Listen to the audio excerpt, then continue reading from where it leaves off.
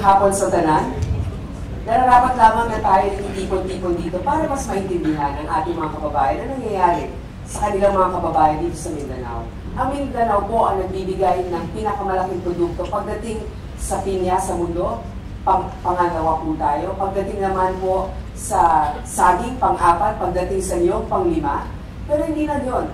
Sa buong Pilipinas, dito po tayo umaasa na kalahati pangangailangan natin sa mais. At 1/4 sa bigas, kalahati naman para sa isda. Pero bakit patuloy pa rin ang paghihirap ng ating mga kababayan sa Mindanao?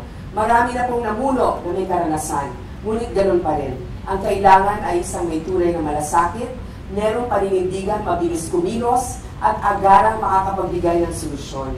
Napakaganda ng Mindanao. Hindi lang natin dapat puntahan ito, dapat masalamatan ito. Pinopropose namin, 30% ng aming budget ay mapupunta dito sa Mindanao para sa agarang solusyon ng development. Maraming salamat.